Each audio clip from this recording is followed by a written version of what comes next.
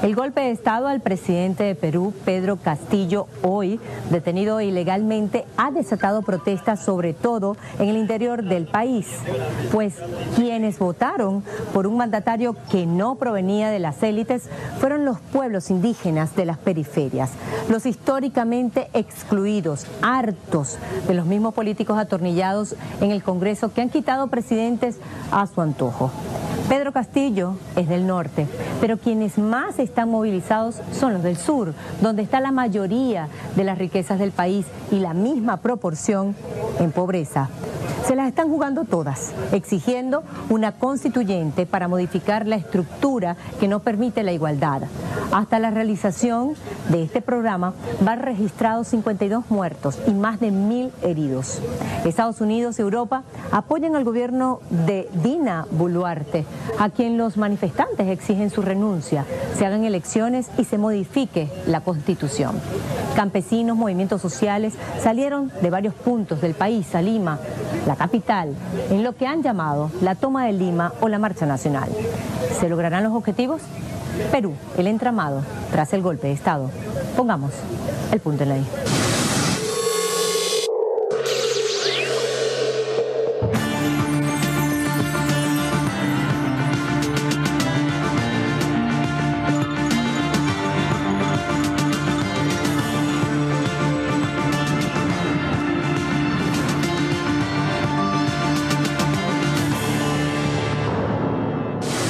El pasado 9 de enero de 2023, el abuso policial y militar en Perú dejó 18 muertos durante las protestas que tuvieron lugar en la localidad de Puno. Esto se ha mantenido hasta la actualidad. La respuesta del gobierno ha sido la indiferencia e impunidad ante la represión por parte de los cuerpos de seguridad del Estado contra los manifestantes. 31 provincias y 12 regiones siguen movilizadas. En respuesta, el gobierno ha decretado estado de emergencia en las ciudades de Lima, Callao, Cusco y Puno del 15 de enero hasta el 15 de febrero. El presidente Manuel Andrés López Obrador hace referencia a una posible conspiración extranjera en el golpe de Estado contra el exmandatario Pedro Castillo. Estaba yo viendo ayer una visita que hace la embajadora de Estados Unidos al Palacio de Gobierno en Perú. ¿Dónde está la no intervención, la autodeterminación de los pueblos, la solución pacífica de las controversias?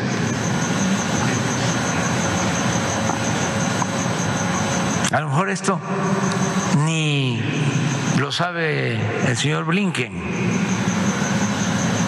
del Departamento de Estado, y es un asunto de la embajada, porque así lo han hecho siempre, sobre todo en América Latina. Antes era peor. Habían como dos presidentes, el del Palacio y el de la Embajada.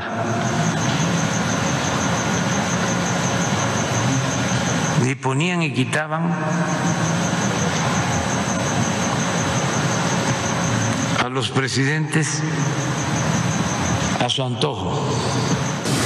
El ministro de Defensa del Perú, Gustavo Bobbio, se había reunido con la embajadora de los Estados Unidos semanas antes de la aprehensión de Castillo. Y la embajadora estadounidense fue la primera en respaldar y legitimar a Dina Boluarte como presidenta. En contraposición, varios presidentes de la región se mantienen en apoyo al presidente Castillo y rechazan la violencia en el sur de Perú. Porque es que si los gobiernos de izquierda van ganando, pues la OEA tiene que cambiar.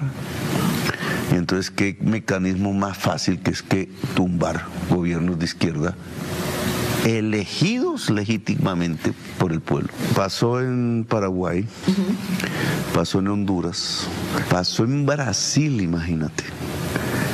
cuando sacaron a Dilma Rousseff. Pasó en Bolivia con un poco de muertos, entre los casos que recuerdo. El mensaje es claro. O sea, lo que no pueden ganar en las urnas están tratando de tumbarlo. Y eso no puede ser, porque entonces el pacto democrático, que es esto que yo llamo la Convención Americana, el pacto democrático se rompe. Ahora está otra vez de nuevo el pueblo eligiendo sus gobernantes, para bien, para mal, pero es el pueblo eligiendo sus gobernantes. ¿Por qué se los tumban? ¿Porque una oligarquía latinoamericana no quiere progresismo? Pues gánese las elecciones, no tumbe los presidentes a la fuerza. ¡Dina, Dina, Dina! ¡Traidora y asesina! ¡Dina asesina! ¡Ni un muerto más! ¡Dina asesina! ¡Ni un muerto más!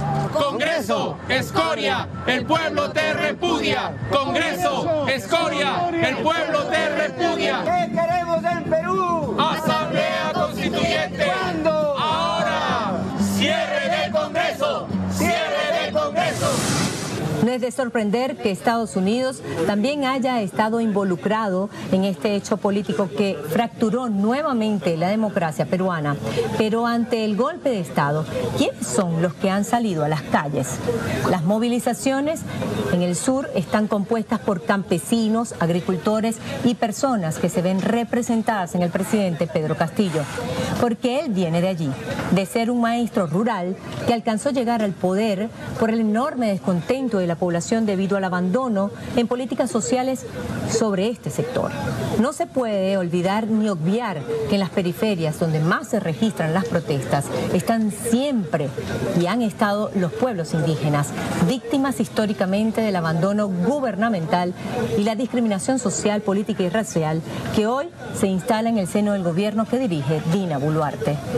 Modificación de la Constitución es la fuerza que mueve a ese pueblo. Porque Perú vive desde hace mucho tiempo una fractura social entre lo que es Lima y lo que es la sierra, con procesos políticos muy diferentes unos y otros. Pero aquí ese presidente elegido popularmente es de la sierra. Y lo tumban, entre otras razones, porque es de la sierra, porque es pobre. Las primeras concentraciones de la llamada Marcha de los Cuatro Suyos contra Dina Boluarte empezaron este jueves en la Alameda 28 de julio para exigir la renuncia de la presidenta, el adelanto de las elecciones generales, una Asamblea Nacional Constituyente y justicia para los asesinados por la represión policial. El motivo más grande que el sur, las provincias que están movilizando, es la matanza que ha cometido. Eso es nuestra demanda. Tal vez si no hubiera habido las matanzas en las provincias, nosotros ni siquiera estaríamos acá. La población, que llegó desde diversas partes del país, se concentró en varios puntos de la capital, pero las mayorías se unieron en la Plaza 2 de Mayo para dirigirse hacia la Plaza San Martín al grito de "ahora sí, guerra civil". Tenemos más de 51 fallecidos a nivel sur del Perú, Ayacucho, Juliaca y último en Cusco, con el hermano Remo Candia de Anta, y a nadie satisface el derramamiento de sangre. El clamor general es férreo y claro: pedir la renuncia de Dina Boluarte y el inmediato llamado a elecciones generales.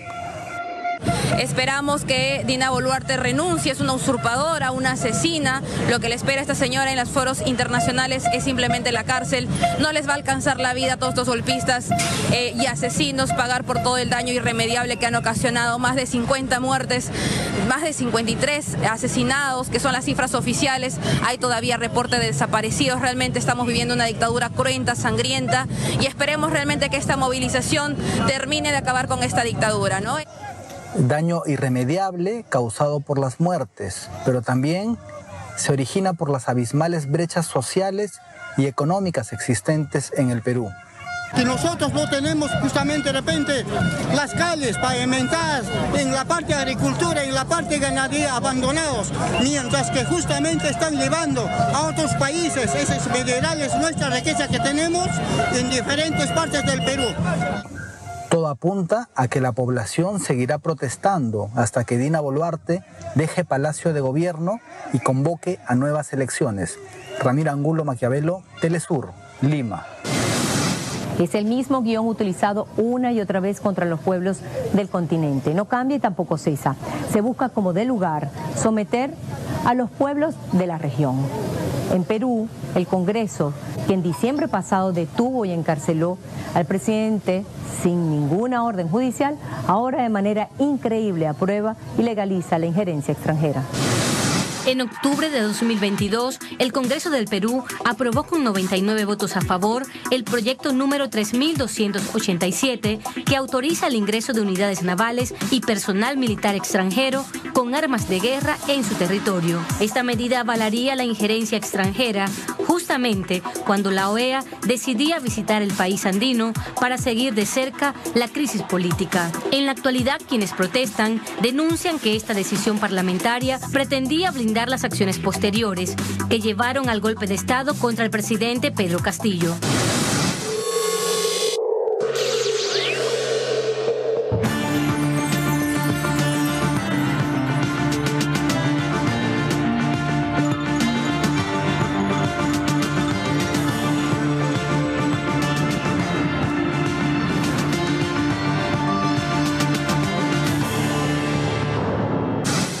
Tras décadas de intervención en Estados Unidos sobre políticas de Estado con el pretexto de erradicar el narcotráfico, Estados Unidos logró derrocar gobiernos y esta vez en medio de la ola de violencia que vive el Perú, Estados Unidos lo vuelve a hacer. Mientras las calles de ese país se bañan de sangre y donde las fuerzas de seguridad han asesinado, Washington hace públicas las intenciones de injerencia sobre los países productores de coca y Perú es uno de ellos, con la excusa de erradicar la producción de hoja de coca, que forma parte de la cultura ancestral de los pueblos indígenas. Con esto pretenden combatir nuevamente el narcotráfico, que ha fracasado como en otros países y que solo sirve para intervenir. Pero ¿qué hay detrás? Es Voz Populi, que con esos aportes financian a los militares que hoy arremeten contra el pueblo que protesta en contra de Dina Boluarte. En el 2023, los Estados Unidos brindará $8 millones adicionales para reducir el cultivo de la hoja de coca y crear oportunidades económicas lícitas. Trabajamos con el Perú para combatir los efectos del narcotráfico. Sabemos cómo impacta a todos y destruye el medio ambiente. Esperamos que el Perú pueda seguir con sus éxitos en el 2023. Muchas gracias. En Perú existen 10 bases militares comandadas por el Ejército y la Marina de los Estados Unidos: Palmapampa, Mazamari, Pichari, Puerto del Callao, Ancón, Pucallpa, Iquitos, Teniente Clavero, Santa Clotilde y El Estrecho. Paradójicamente, todas están dentro de las zonas rurales del país andino. Y es en la selva del Perú donde se produce la minería ilegal de diferentes tipos de estupefacientes. Aunque las bases militares se instalaron para evitar la minería ilegal y la producción de sustancias psicotrópicas que dañan la salud humana, hasta la fecha no se han reducido los niveles de producción de narcóticos. Según datos de la Oficina de Naciones Unidas contra la Droga y el Delito para el Perú, los niveles de producción de cocaína aumentaron para 2022 en un 11% respecto al año 2021. Y las principales rutas de tráfico continúan fluyendo desde los Andes hacia América del Norte y Europa Occidental.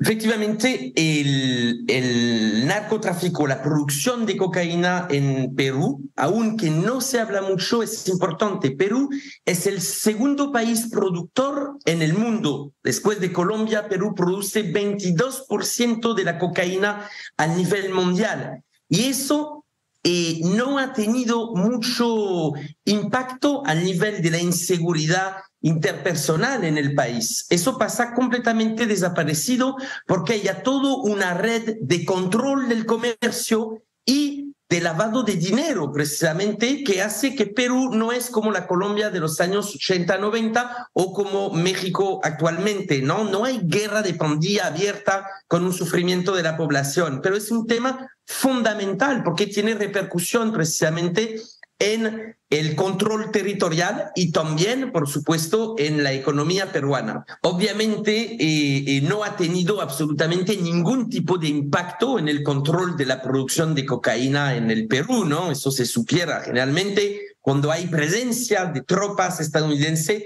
la producción de drogas tiende a incrementarse, como lo hemos podido ver en Afganistán en los años 2000 o en Colombia. Entonces, eso más bien del plan para luchar contra la droga es más que un pretexto para tener presencia militar en un país eminentemente estratégico y eminentemente rico, porque posee muchos recursos naturales. Es un país muy grande por su posición geoestratégica, tiene 5 fronteras con el resto de América Latina. Pero además de la producción de la hoja de coca, el otro asunto en el que Estados Unidos ha metido sus narices es en la renovación de contratos mineros, donde transnacionales estadounidenses tienen sus intereses. Las empresas con mayor inversión minera dentro del Perú son administradas por el sector privado. Entre ellas se encuentra la minera aurífera Retamas, la compañía de minas Buenaventura, que es la tercera productora nacional de plata, la minera Yanacocha, que por décadas fue la mayor productora de oro, la compañía minera Are, que opera en Ayacucho, la mina Justa Ica y la empresa Minsur. Ambas operan en San Rafael Puno y controlan la mina de estaño más grande de Occidente.